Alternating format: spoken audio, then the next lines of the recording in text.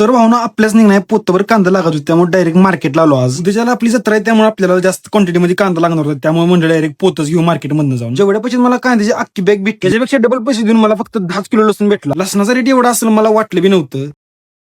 त्यानंतर कांदा आणि लसूण घरी नेऊन ठेवला. त्यानंतर डायरेक्ट किराणा मालाचा बाजार भरायला. आचार्याने बरोबर लिस्ट काढून दिलेली नाही तर अर्ध्या निम्म्या गोष्टी माझ्याकडे दुकानातच राहिल्या असत्या. आजच्या दिवसात मी आचार्य शोधून त्याकडे लिस्ट घेऊन बरोबर सगळा बाजारावरून घरी पोहोचवला. त्यानंतर दुसऱ्या दिवशी सकाळी उठून आम्ही 10 वाजता आपलं बकरं घेऊन आपल्या वाघजादेवीच्या मंदिरापाशी गेलेलो. आपल्या घरी नाही भावनो, आज 2 बकऱ्यांचं नियोजन होतं. मग पहिलं बकरं कापलं, ती मटण घेऊन घरी निघालो. 3 वर्षात एकदा देवीला बकरं कापण्याची आपल्या इथं परंपरा आहे आणि त्या परंपरेत भावनो आपल्याला काही चेंज करायचं नाही. जसं चाललंय तसं चालून द्यायचं. मटण घेऊन घरी आले वाटवलं आपल्याला आयला अजून शिगडी आणायची राहिली आपल्याकडे.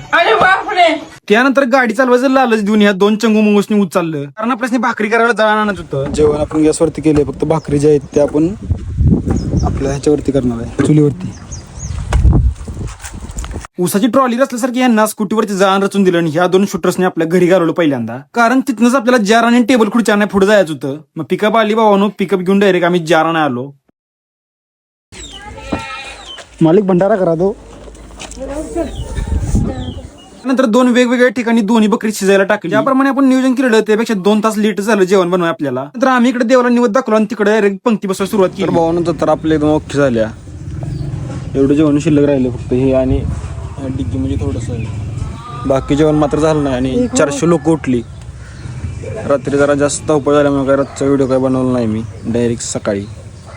बाकी रात्री सगळं बाहेरचं टेबल खुर्च्या सगळं आत आणून ठेवलं आणि झोपलो आम्ही 1:30 वाजता.